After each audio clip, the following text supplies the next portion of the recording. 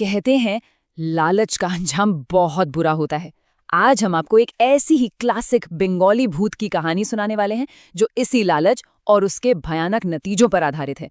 ये कहानी है तारानाथ तांत्रिक की, जहां एक नौजवान की दौलत पाने की चाहत उसे सीधे नरक के दरवाजे पर खींच लाती है। कहानी की शुरुआत होती है एक बेहद मायूस पुकार से। सोचिए, आधी रात का वक्त है और एक 16 साल का लड़का नरनारायण सेन तारानाथ तांत्रिक के दरवाजे पर खड़ा है। उसकी आवाज में मौत का डर साफ सुनाई दे रहा है। चलिए जानते हैं कि आखिर उसके साथ ऐसा क्या हुआ था। तो किस्सा एक तूफानी रात का है। तारानाथ अपने घर में थे कि तभी दरवाजे पर जोर जोर से एक बेचैन दस्तक सुनाई दी। ये वो दस्तक थी जो अपने साथ एक अनकहा अनजाना खतरा लेकर आई थी। दरवाजा खोलने पर तारानाथ के सामने एक बुरी तरह घबराया हुआ नौजवान खड़ा था। नाम था नरनारायण सेन। लेकिन जैसे ही वो अंदर आया, लड़के ने पूछा, क्या क्या दरवाजे के बाहर कोई है? तारानाथ को फौरन एहसास हो गया कि लड़का अकेला नहीं है, कोई उसका पीछा कर रहा है। तारानाथ ने बाहर कदम रखा। तभी बिजली चमकी और उन्होंने देखा कुछ 20 कदम दूर एक धुंधली सी परछाई खड़ी थी। वो इंसानी नहीं लग रही थी। तारानाथ ने फौरन एक मंत्र पढ़ा और देखते ही देखते वो भयानक परछाई एक विशाल कौवे में बदल गई और रात के अंधेरे में गायब हो गई। ये साफ था कि लड़का किसी बहुत बड़ी मुसीबत में फंस चुका है। घर के अंदर आकर नरनारायण ने कांपते हुए अपनी कहानी सुनानी शुरू की। ये कहानी थी गरीबी की, बेइज्जती की और दौलत के लिए किए गए एक ऐसे खतरनाक सौदे की जिसने उसे इस भयानक मोड़ पर लाकर खड़ा कर दिया था।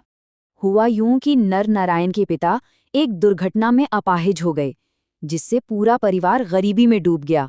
घर और समाज के तानों से तंग आकर उसने अमीर बनकर ही घर लौटने की कसम खाई और एक दिन घर से भाग निकला।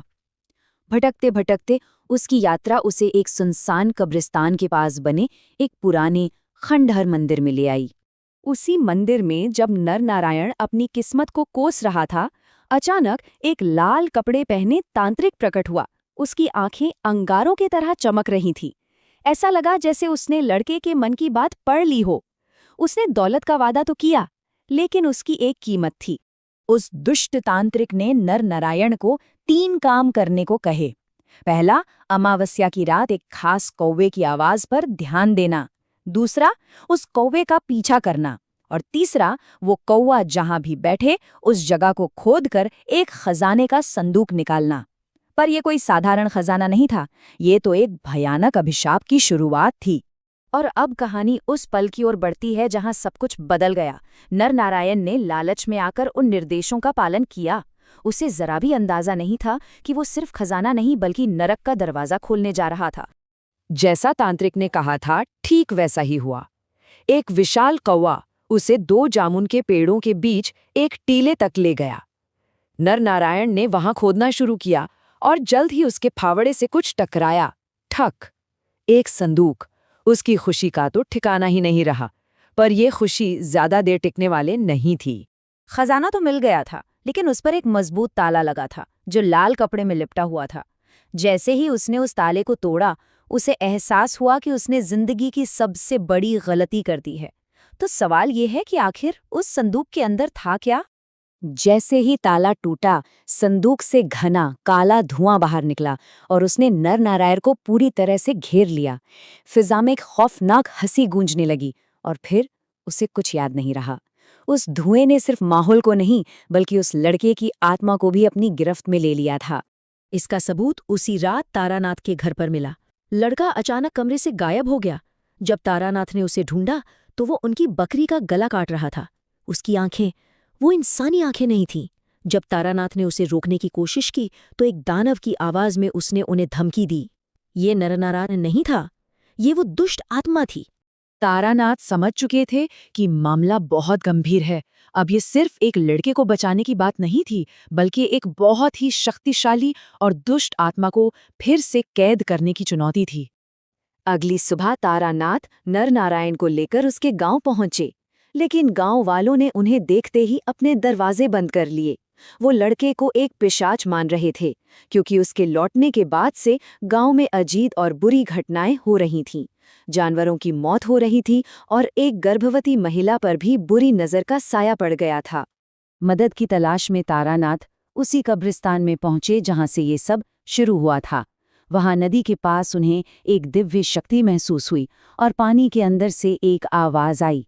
ये एक देवी की आत्मा थी जिसने उन्हें उस दुष्ट को हराने का रास्ता दिखाया। देवी ने उन्हें साफ साफ निर्देश दिए। तारानाथ को नदी से उनकी सोने की मूर्ति निकालनी थी, फिर एक गुप्त सिद्धासन यानी एक पवित्र आसन खोजना था, और फिर उस लड़के को जबरदस्ती उस शक्तिशाली आसन पर बिठाकर पवित्र लाल चंदन से उसका अभिषेक करना था। बस यही एक तरीका था उस आत्मा को उसके शरीर से निकालने का। तारानाथ ने देवी की मूर्ति को जमीन पर रखा और वो एक विशाल पेड़ में बदल गई। उसके ठीक नीचे उन्हें सिद्धासन वाला गुप्त कमरा मिला। उन्होंने उस आत्मा के भयंकर विरोध के बावजूद नरनारायण को आसन पर बिठा ही दिया।